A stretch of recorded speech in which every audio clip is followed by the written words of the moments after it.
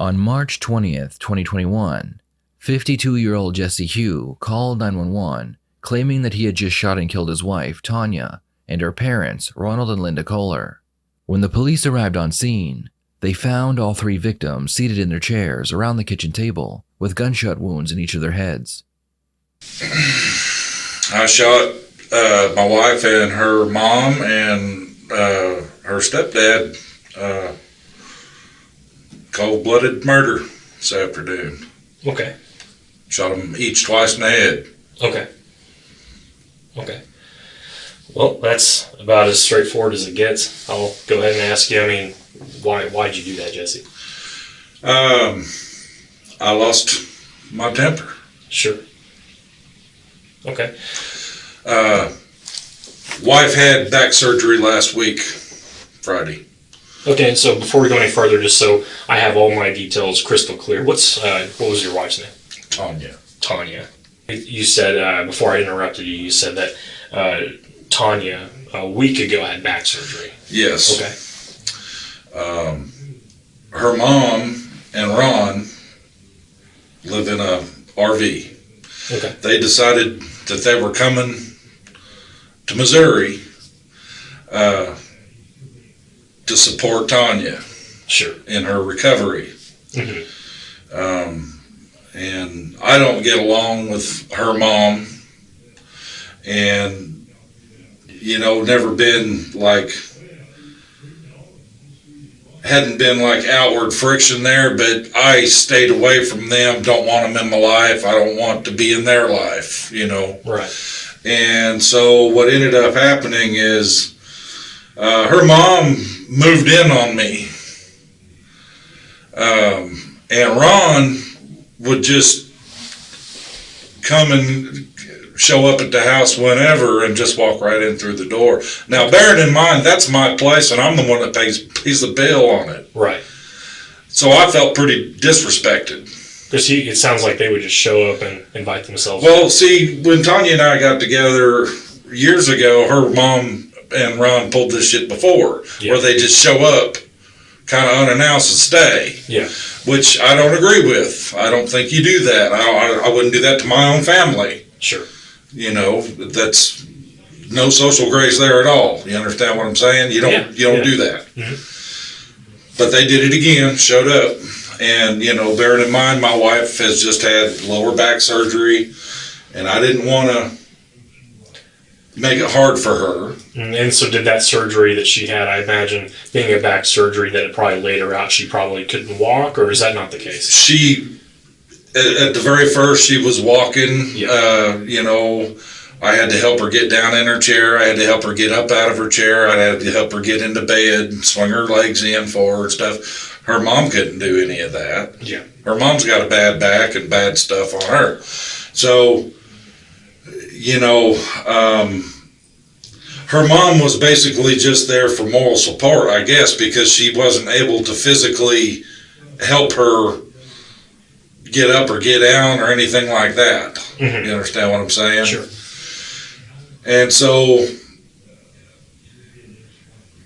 over the course of the week, I'm watching my wife improve, where she's able to get up and walk around, go to the bathroom by herself without help, and all this kind of stuff. And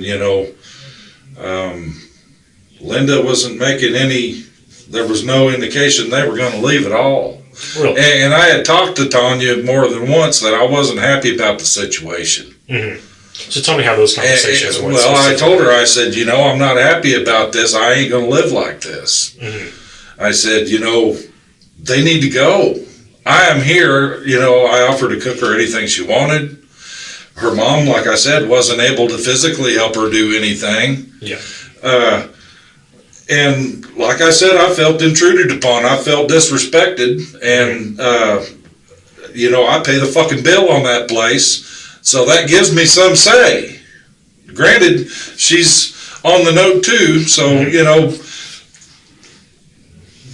Linda came in and burrowed in like a tick and just pretty much made it obvious that she wasn't going anywhere. And she knew very well that I was not happy about it, because when I talked to Tanya probably Wednesday and I left the front door open. Her mother was in the kitchen right there, and I left the front door open so she could hear every goddamn word.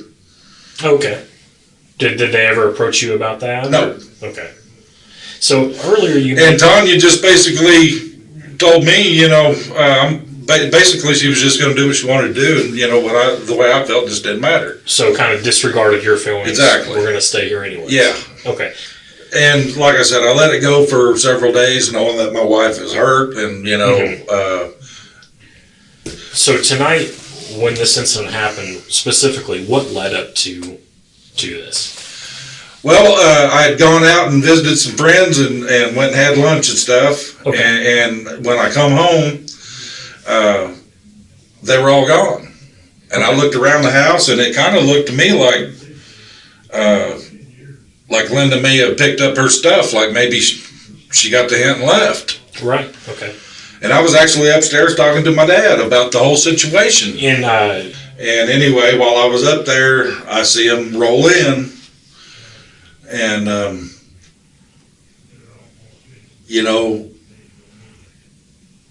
I went down there and I walked in, and they're all sitting there in the kitchen. And this is downstairs. Downstairs. I walked in and I said, Ron and Linda, you need to leave. And my wife said, they're not going anywhere. I'm half owner of this place. They stay here as long as they want to. Mm-hmm. So I went outside, I got my gun, I walked back in, I shot them all in the head. Then I shot them all in the head again to make sure they were down. Okay. So where was Ron at when you shot him? Sitting in my chair at the table. Sitting in your chair at the table. And when I told them they needed to leave, they didn't make a move to get up. They looked at her and decided they were staying. They just ignored you. And that's when I decided, all right then, because, I warned her earlier in the week, and I told her I was very unhappy about this, and I said, you're going to make me go off. Mm-hmm. And if you do, this is on you. Yeah. And this is what she got for it. She made me go off, and now there's 3 fucking dead people. It was over and under a minute. Mm-hmm. I didn't start off with a handgun. Mm-hmm. That's where it ended up. Yeah. Who was the first one of the 3 that you shot? Ron. You shot Ron. He was in your chair. Did he see you coming, or? Yeah. What did he say? He started to turn. First, he looked at her, and he started to turn his head to me, and by then, I got him. And Linda was all fucking surprised that I just shot Ron, and I shot her in the fucking head. Did either one? And then I turned and I shot her in the head. Yeah. I warned them. I fucking told them. I guess she decided to call my bluff, so here we are. Did any of them get anything out verbally? Nothing more than a little bit of a squeal. Like I said, it was all over real quick. So they didn't have time to even say anything? I shot them all 3 in the head, and then I shot him in the head again because I thought I seen him twitch, and I heard her gurgle, I heard Linda gurgle a little bit, so I went and put another one into her, and then I come back around to where Tanya was sitting, and I shot her again in the head to make sure she was done. How long had you and Tanya been married? I don't know, 5-6 years. 5-6 years. I gotta ask Jesse, how are you feeling right now? I'm upset, Sure. Like I said, I didn't start off wanting to do this. I never wanted to do this. I feel like they pushed me to the point that I had to do it. So you've given me a very understandable story about what's going on the last week, but specifically, can you kind of tell me what has really specifically been happening between you and Linda and Ron for it to lead up to this? What kind of exchanges have there been between? I haven't had no exchanges with them. That's the point. I don't like them. Uh-huh. I don't want to be in their life. I don't want them in my life. That's what the whole fucking problem was. Okay. They pushed themselves into my life. Had there been any threats back and forth on their side? Nothing? No threats or no, anything like but that? I did tell Tanya earlier in the week that I was really unhappy with the way this was going, and I wasn't going to put up with it. And if she persisted that, it was going to be on her, the consequences would be on her. And I guess she decided to call my bluff today. Okay, and so when you told Tanya that the consequences would be on her, did you elaborate and tell her what those consequences No, were? I didn't. Did she ask or anything like that? No. So it was kind of open-ended? Yep. Did you know what you were meeting at the time? No, I didn't know what I was going to do, but I knew it wasn't going to be fucking good. Mm-hmm. And here's the deal. I'm a veteran. And generally speaking, most people that know me know when I say that I will do something, I will absolutely do it. Don't try me out, because I'll do it every damn time. Take me serious when I tell you something, and they did not take me serious. So this is the consequence of that. Now, I've killed them and ruined the lives of, their family, and I've ruined my life. I don't need a lawyer. I know what I did, and I know what I did was wrong, but the truth of the matter is I couldn't stop myself from doing it. It happened so fucking fast. I couldn't stop myself from doing it. Mm-hmm. Have you had episodes or any sort of... Yeah, I've been PTSD ever since I come out of the war. I've been dangerous for a long time, and I've been able to maintain and not get into trouble. Sure. I mean, you check my record. I ain't got nothing on me. I haven't done shit. Sure. But there's been 100 times over the years that I've gotten really close to being in serious trouble and was able to resist the temptation of letting go. Mm-hmm. This afternoon, I was pushed to the point I could not resist. I'm assuming at some point deputies came and put handcuffs on you. Yeah, and I'm going to tell you, your guy Beatles, y'all better watch that one. He's got a mean streak to him. Okay. Just to let you know that. Okay. I mean, I realize I just killed 3 people, but I also fucking called you guys and turned myself in without fighting. Okay. So there was no need for that shit that he pulled. Okay, we'll look into that. And then I'll tell you, Jesse, it's me personally, it's my intent to treat you fairly. And if at any point you feel like I haven't, stop me and we'll address it. Right, well, I'm telling you that he didn't treat me fairly, but I understand that's the way he is. Okay. That's why I'm telling y'all, you better watch that guy. Okay. You're going to have problems with him. Okay. Well, is there anything else that you think is important for me to know about this situation or this incident, or any backstory? Anything else that you would like to tell me?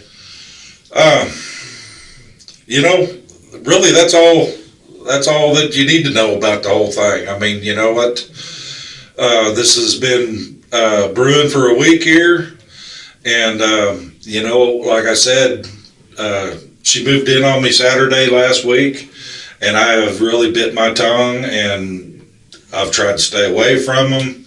But every time Ron would show up and just walk through my door, that, like I said, I'm the one that pays the mortgage on the place. I really felt pretty disrespected. I wouldn't just assume that I could go to anybody else's house and just walk through the damn door. Sure. You don't do that. Mm-hmm.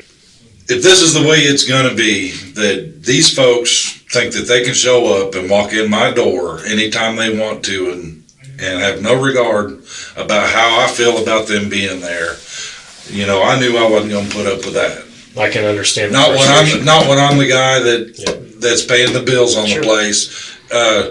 And like I said, it started out, I was trying to take it easy on Tanya because I knew she was in the process of healing and all that stuff. I didn't want to make it rough on her. Sure. But as the week progressed, it became apparent to me that Linda had no intention of leaving. Sure.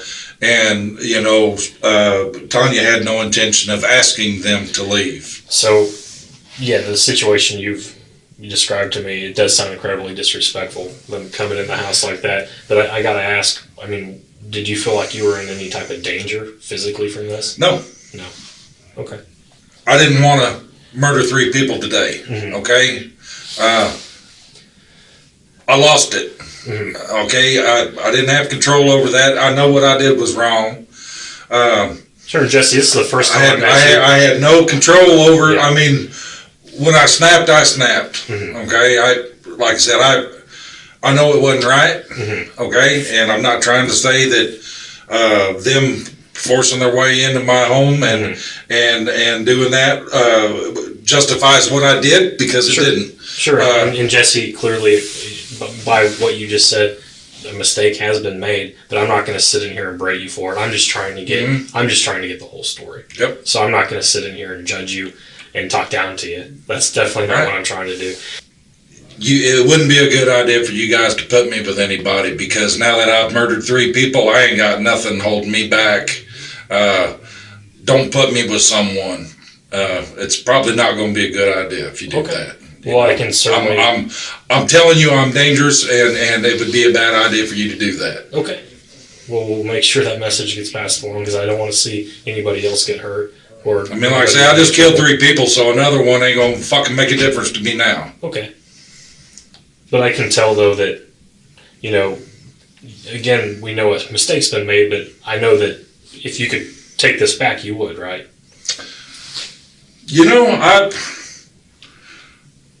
I would like to. I wish I could take it back, but on the other hand, I really wish I hadn't been put in that position. Sure. I've been waiting a fucking week. I've got a personal code. If someone disrespects me 3 times,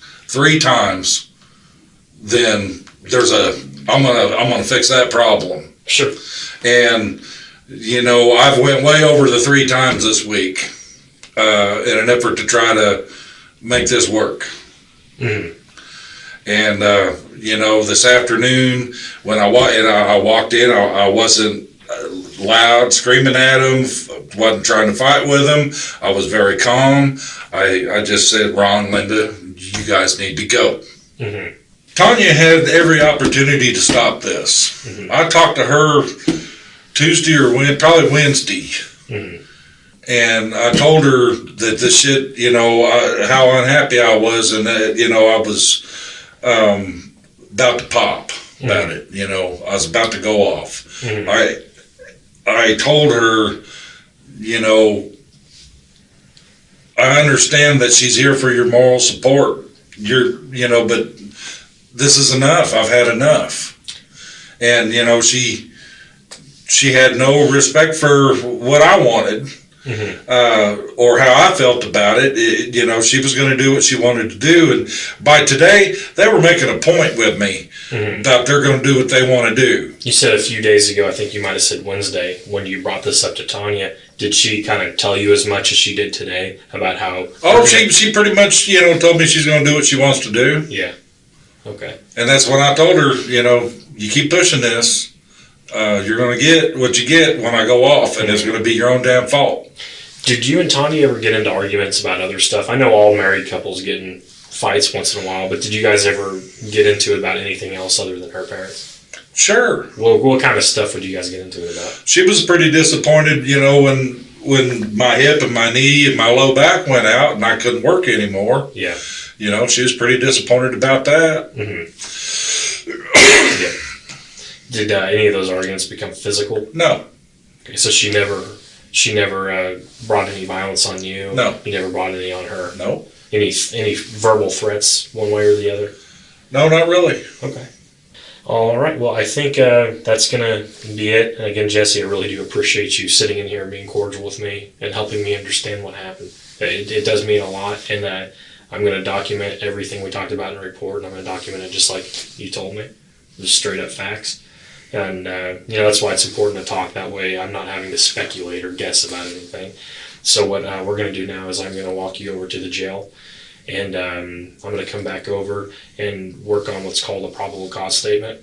And I'm going to send that probable cause statement to the Greene County Prosecutor's Office. And once I get that to them, they'll review it, and they'll decide if I have probable cause to believe that you committed murder today or not. And depending on how they review that, there might be a warrant issued for your arrest, which point would be a bail or a bond. Obviously, you'd already be in the jail, but that's going to be kind of the next part of this. I really don't expect to be bonded or bailed out. Sure.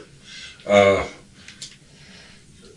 know I ain't going anywhere or doing anything Sure. ever again. That's just the procedure that every single case goes through. Let's get on with it. And you've been straight with me, so I just wanted to be straight with you. And I appreciate you. And let you know exactly. Before we do go next door, did you have any other last minute questions? I don't. Okay. Well, I might end up taking you up on a future conversation if that's something that we think we need anything else. Otherwise, I'm going to step out one last time, put my stuff back on my desk, and we'll get you next door. Okay. Jesse would be found guilty of 3 counts of murder, and he was sent to prison for the rest of his life. What are your thoughts on this case? If you were Jesse and your partner allowed their family to live in your home without your consent, what would you have done? Please share your thoughts in the comments below.